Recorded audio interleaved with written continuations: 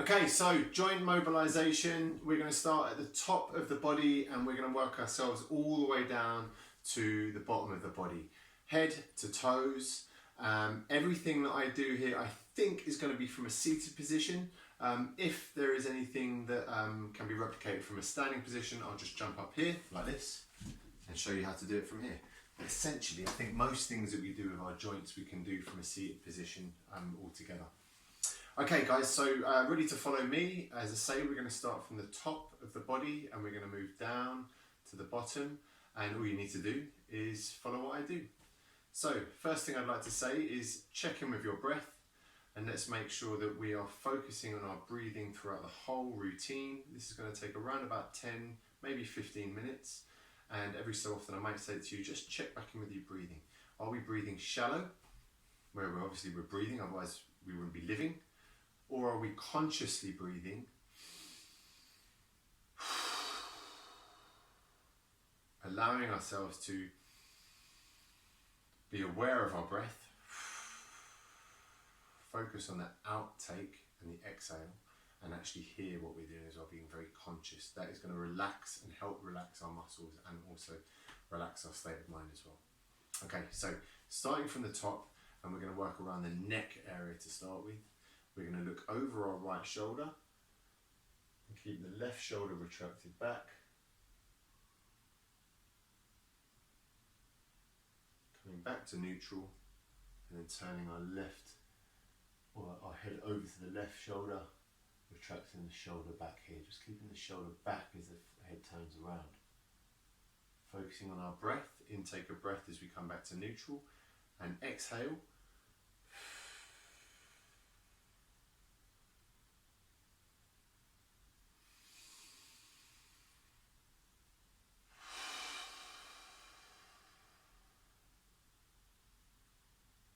Good guys, one more time.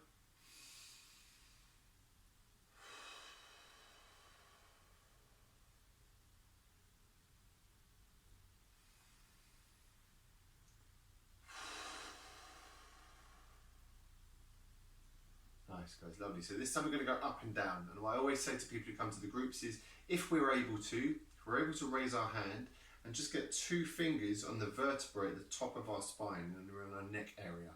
It's just going to support as our head goes back, because when the head goes back like that, the muscles, the structure of our neck isn't really sort of created and built to hold that heavy load that is our skull as it heads back. So that just gives ourselves a little bit of support in the neck. So this time it's going to be back and forward, and you'll notice that my voice goes a little bit because I'm stretching out of the throat at one point. Okay, so that's a good thing. Okay, so intake a breath and exhale as we look up to the ceiling, stretch through the neck. Intake a breath and exhale. Feeling a stretch here through the neck extensor muscles and our back. Depress the shoulders, try not to have them raised. Fingers back on the spine, head up, chin up, stretch through the neck. And head down very gently, hands down, shoulders down. Exhale, breathing comfortably and relaxed. And one last time, fingers on the spine, head up. And then very gently down. Nice guys, we're going to take our head over to the right, and we're going to have our hand on our left ear, gently pulling over again, depressing this shoulder here, the one that I'm shaking around. I'm going to just gently press it down.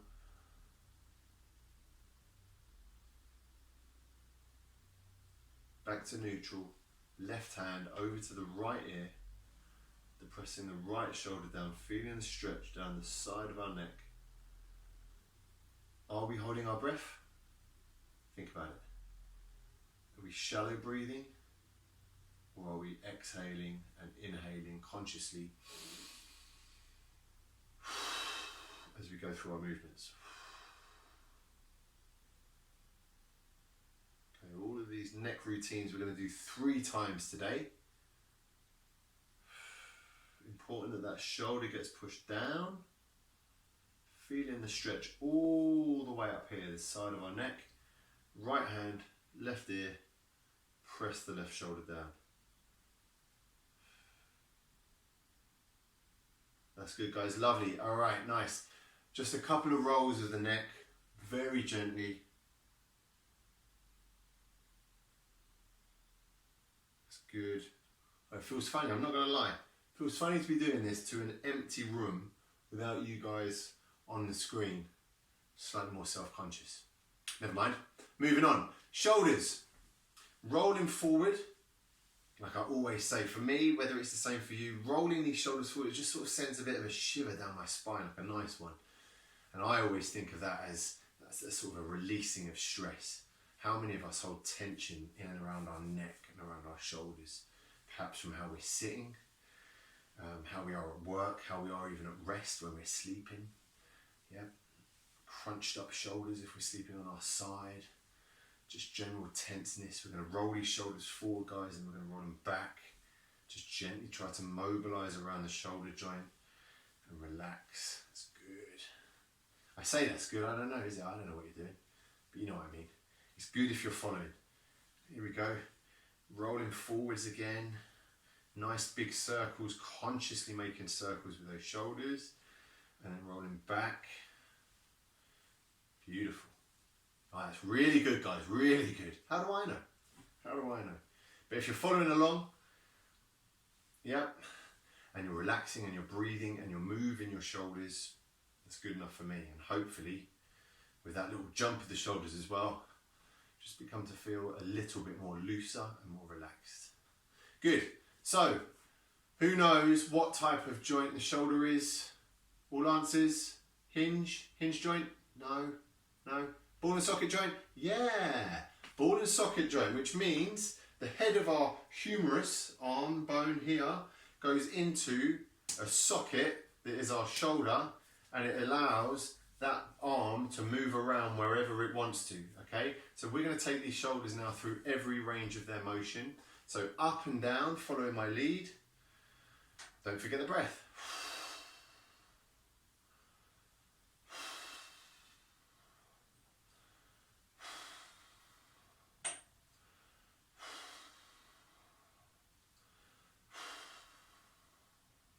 Notice what I was saying earlier, we can do these seated and we can do these standing, it doesn't really matter. It's not going to impact our movement pattern that we're working from the shoulder. Okay, lovely, guys. Feel free to pause me at any point if you want to do more of these reps, okay? Or come back and do another set of this movement and then do another set of all the other movements to come, okay? It's your session now, you can manage it, take it for as long as you want. Lovely. Okay, so that's up and down. Now we're going to go forward and back. Forward and back. Now it's different movement pattern, same joint.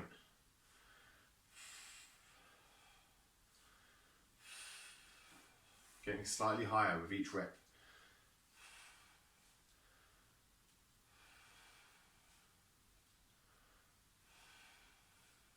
Now if Kat and Jen are doing this at this point, no doubt they are in fits of laughter because they always are, which is always nice to see. No reason why we can't enjoy what we're doing, guys. This is exercise, it's good for the mental health, it's good for the physical health, and we can also have a good time doing it as well, right? We can have a bit of fun. Lovely. Okay, now we're going to go across the body. Just be careful of what's behind you, any high chairs or anything like that, but just be careful. But this time, arms again relatively straight, forwards and backwards laterally. Nice. Good. Lovely. And as I say, if you want to do those again, yeah, or you want to continue with this movement, just pause me. Now I'm back again. There you go. Nice. Lovely. Okay, shake the shoulders, roll them forwards, roll them back, just get a bit more fresh oxygenated blood. Just holding our arms up like this can sometimes feel a bit of dullness in those shoulders, so just shake them out a little before we do the next one.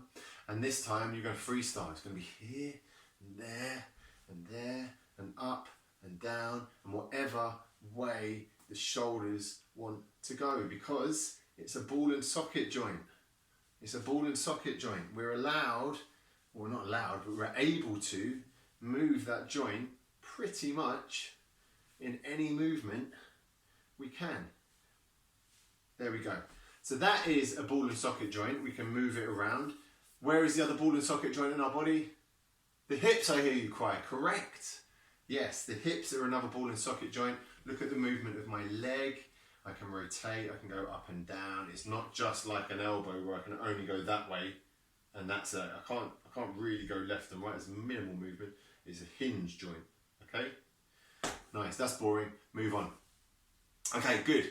Lovely, guys. Now, just to remember, a joint's movement is different to our range of motion. Okay, so some of you may have been able to deliver all of this movement absolutely wonderfully. Others may not be able to. That's absolutely fine. Okay, sometimes it's to do with the tightness of our muscles, and these kind of movements are going to release that muscle and make it a little bit more supple. Okay, but obviously all of us as well, some of us may be restricted in certain movements. Okay, so we do what we can. We do what we can within the limitations or the ranges of motion that we have. Okay, and that's all absolutely fine. Lovely. Next joint, elbow joint. Nice and easy. As I said, it's a hinge joint, so we can only take it one way. And that's what we're going to do. We can do it here. We can do it here. Little bicep curl. Yeah. We can do it here. Little tricep push. Whatever way you fancy, just working through that elbow joint. Lovely, lovely, lovely. Again, pause me if you want to work those a little bit more. Oh, what about this one? Rotator cuff, still moving through the elbow, but working into the shoulder joint. So actually you should have put this back in with the shoulder stuff. There we go. How weird do I look just sitting here on my own in my bedroom? No one else around. The family's gone out. It's dead quiet. Just talking to myself. Doing this. Weird. Anyway, I know the value of it. Rotator cuff, freeing up again this joint here, loosening things up a little bit. Good value. Lovely, guys. Nice. Okay, wrists. Rotations again. If you've been to the class on Wednesday, we do this most sessions. Lots of tension can be held in the forearms and in the wrists. If your arms are getting a bit too heavy and tired in the shoulders, just drop it down. Still make those rotations down here. Yep. Feel the stretch through your wrists. Notice what's happening there. Who's forgot to breathe? Consciously, me. I'm back on it.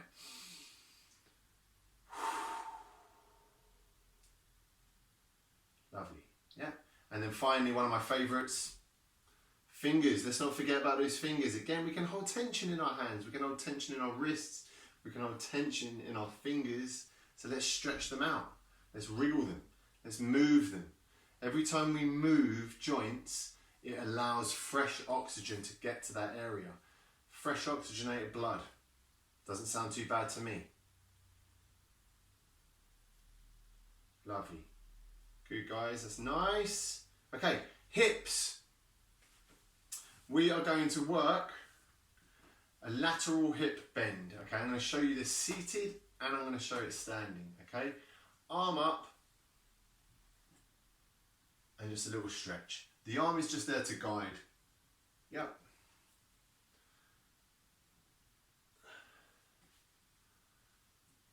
Lovely. If I was to do that standing, is my head gone out of shot? If it has, I'll come back down here. Imagine I'm standing. Yeah. There is my lateral bend. There is my lateral bend.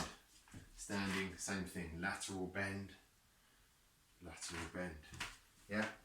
If we're seated, lateral bend, or if you want, use that arm to guide you over. It's just a guide. Exhale on the way over. Exhale on the way over.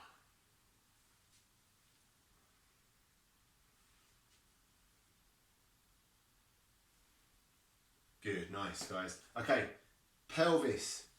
Let me show you. Here's my pelvis, and here's how I can move it. Again, how stupid am I feeling right now? No one's in the house, you're not even with me, and I'm making these weird movements in my bedroom. Anyway, I know the value of it, so I feel less odd because I'm getting movement through my hip, I'm getting movement through my lumbar spine, which is the lower portion of my spine, above the coccyx and the sacrum. And I can still do that seated. You might not see as much, but I'm moving the position of my spine. If I sit side on, you'll see it more. And that is just mobilising my hips, mobilising my pelvic girdle.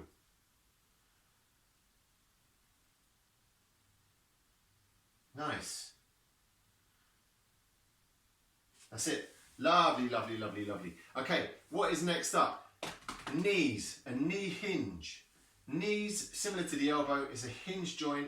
It only goes one way unless you are super, super hypermobile and that knee comes all the way up. Very rare. Okay? Some people are hypermobile and that leg will come up a little bit. You have to be slightly careful with that. Okay, but where possible, guys, if we've got assistance with us today, can someone help us just to lift that leg up if it needs to? Are we able to do it on our own? Or are we able to self-assist just to get some movement around this knee? Yep. Again, if we're standing, we can do it. But what we're going to do is we're going to do a bit like a quad stretch almost. Yep. Same movement. One position you're standing, one position you're sitting, but in terms of the biomechanical movement, it's the same thing. Yep. Knee extension to knee flexion. Knee extension to knee flexion. Both sides, guys.